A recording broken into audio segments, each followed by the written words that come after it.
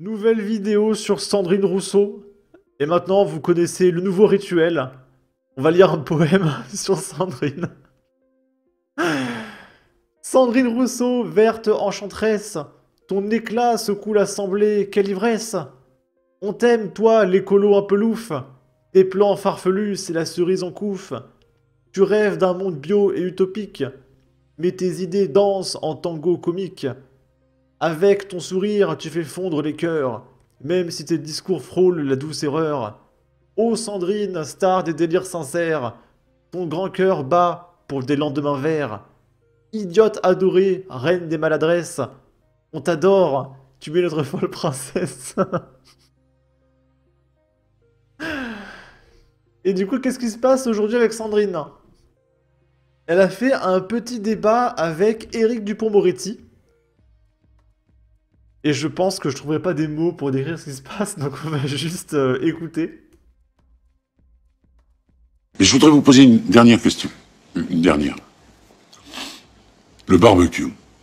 Si je vous invite un jour à un barbecue, bon, et que je décide, moi, de prendre le risque de me brûler les pattes, plutôt que de vous demander à vous d'aller poser la viande et d'être atteinte par la chaleur de la braise.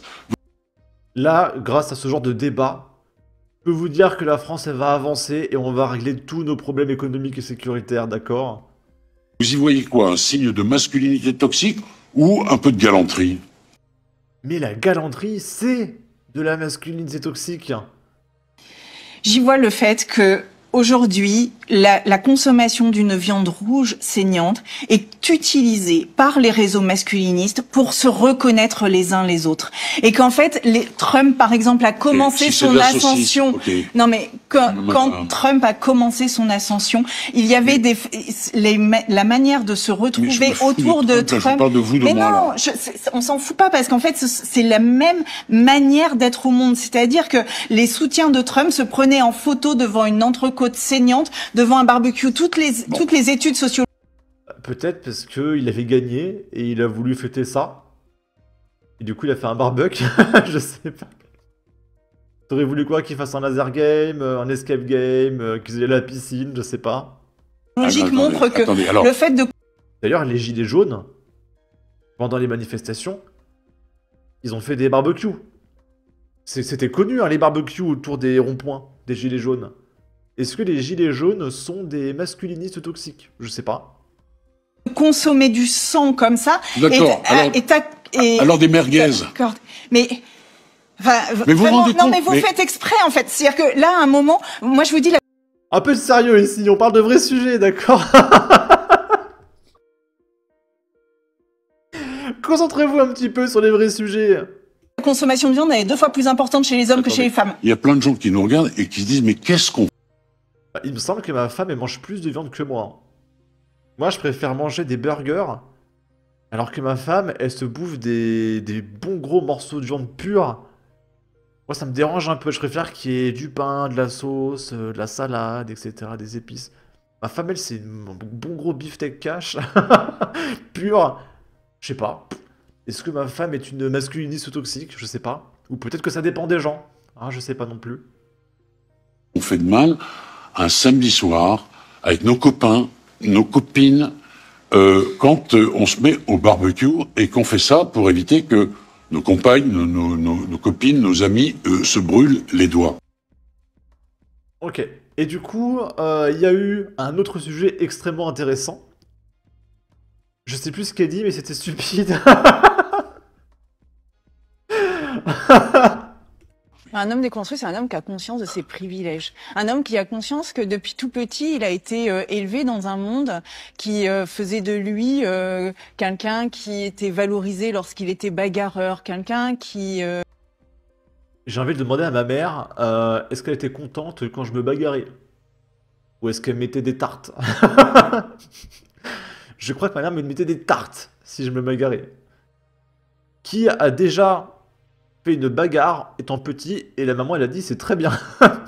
Ça n'existe pas, Sandrine. Ça n'existe pas. Il était valorisé lorsqu'il était bagarreur, quelqu'un qui savait qu'il pouvait utiliser de la force pour et de la bagarre, du coup de poing pour s'en sortir. Un homme construit, c'est un homme qui n'a pas conscience du fait que... Comme le dit un célèbre dicton, la violence résout tout. Ou peut-être que le dicton c'est que justement la violence elle résout pas tout, Sandrine, et que personne n'incite à la bagarre. Je sais pas. Il bénéficie du travail gratuit des femmes au domicile. Un homme construit est un homme qui, par exemple, n'envisage pas que toutes les 7 minutes en France, il puisse... Et là, elle dit que toutes les 7 minutes en France, il puisse y avoir un pointage. Mais Sandrine, les hommes dénoncent ça parce que les pointages viennent ultra majoritairement d'une certaine communauté. Mais quand on le dit, on est un méchant facho. Et t'es la seule à défendre ça, en fait. Et quand Némésis, elle a des pancartes pour dire que pointer des nanas, c'est pas bien, c'est des fachos. Faut arrêter de parler du pointage si en même temps tu défends les pointages, Sandrine. Bon. Ensuite, on va regarder une petite blague. C'est un mec qui nous dit... Un clito, c'est plus de 8000 terminaisons nerveuses, mais ça reste toujours moins sensible qu'un mec de gauche qui entend un avis différent du sien.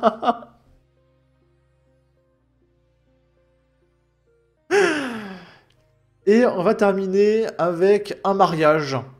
Moi j'aime bien les mariages. On est à Aix-en-Provence. Après un refus d'obtempérer, 2 policiers se sont fait passer à tabac par une dizaine de mecs lors d'un mariage. Donc en France, pendant les mariages, il y a les invités qui font des refus d'obtempérer, qui éclatent des policiers, etc. C'est normal, c'est le minimum en France quand on fait la fête. Tout commence par un classique du samedi après-midi, un cortège de mariage agité dans le centre-ville. Alors que les véhicules défilent juste devant le poste de police, des agents font signe à 2 hommes qui paradent à scooter de s'arrêter. Le pilote, qui le reconnaissent, n'a pas de gants. Et surtout pas de permis. Mais au lieu d'obtempérer, le 2 roues accélère et manque de percuter les policiers. En plein mariage. Dès lors, un équipage à scooter, lui aussi, est envoyé à leur recherche. Le cortège étant parti du Jade bouffant, les policiers ne seraient pas surpris de les retrouver dans ce quartier est réputé sensible. L'un des agents finit par stopper le fuyard, qu'il peine à menotter en raison de sa corpulence. Alors que son binôme le rejoint à scooter, plusieurs dizaines de personnes surgissent et fondent sur le premier policier. Bien que casqué, mais visière ouverte, il est roué de coups en pleine tête, tant et si bien qu'il ne parvient pas à déclencher l'alerte, et rassemble ses forces pour se protéger sans se faire dépouiller de son arme. Le deuxième agent est lui-même sonné d'emblée par un coup dans son casque dès qu'il intervient avec sa matraque télescopique. Puis la foule se disperse enfin à la faveur de l'intervention d'autres habitants du quartier. Et du coup, Sandrine, est-ce que là, il y a quelqu'un qui va dire que la bagarre c'est bien? Ou est-ce que les mecs sont en dehors du cadre de la loi? Je sais pas. Sur ce, n'hésitez pas à donner votre avis, votre opinion, à partager, liker, commenter, ça aidera au référencement de la vidéo sur YouTube. Abonnez-vous, suivez-moi sur Twitter, prenez soin de vous, salut!